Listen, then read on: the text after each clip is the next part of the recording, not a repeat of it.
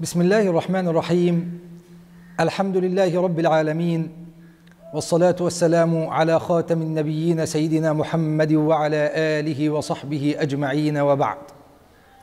مشاهدي الكرام، سلام الله عليكم ورحمته وبركاته. نبدأ اليوم سلسلة حلقاتنا التي نحاول من خلالها إبراز المنهج الذي وضعه الإسلام لتحقيق السلام، الذي يعتبر مقصداً هاماً يضمن للإنسان حياة سعيدة آمنة مستقرة يعبد من خلالها الحق سبحانه وتعالى دون عناء أو تعب. وبدايتنا اليوم ستكون مع السلام النفسي الذي يبحث عنه القاصي والداني، فكثيرة هي الاضطرابات النفسية التي يعاني منها الناس، لا سيما في هذه الأيام التي نعيشها، والكل يبحث عن علاج، الكل يبحث عن الراحة والاطمئنان القلبي.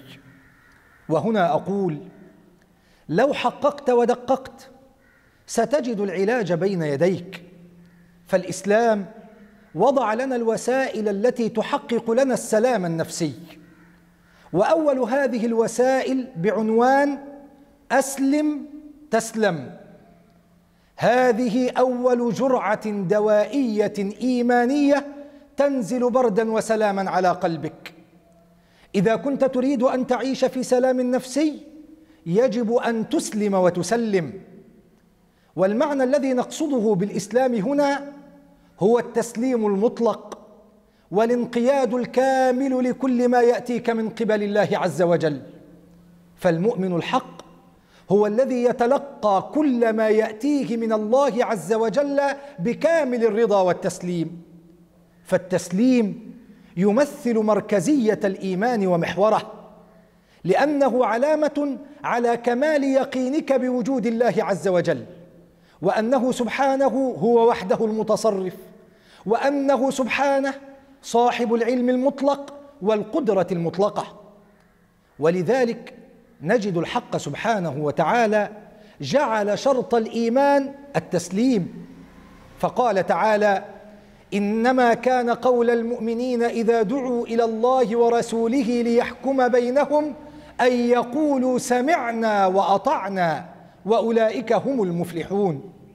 وأيضا لو حققت ستجد أن الدين الذي ارتضاه الله عز وجل للبشرية كلها هو الإسلام بمعناه الأصيل، الذي يعني التسليم المطلق وإعلان الخضوع والانقياد لله عز وجل. فيقول تعالى: إن الدين عند الله الإسلام. وهذا هو المعنى المقصود بالإسلام الذي جرى ذكره على لسان الأنبياء عليهم السلام. فيقول تعالى في حال سيدنا إبراهيم: إذ قال له ربه أسلم قال أسلمت لرب العالمين. ويقول تعالى على لسان سيدنا يعقوب عندما وصى أبناءه: فلا تموتن إلا وأنتم مسلمون. ويقول تعالى على لسان سيدنا يوسف: توفني مسلما وألحقني بالصالحين. أخ الإسلام، لو تدبرت في القرآن الكريم ستجد أن قضية الشقاوة والسعادة والفوز والخسران جميعها يدور حول مدى الالتزام بقضية التسليم. فلو سألنا وقلنا: ما الذي ضيع إبليس وأورده التهلكة؟ السبب أنه لم يسلم عندما أمره الله عز وجل بالسجود لسيدنا آدم. قال تعالى: وإذ قلنا للملائكة اسجدوا لآدم فسجدوا إلا إبليس أبى واستكبر وكان من الكافرين.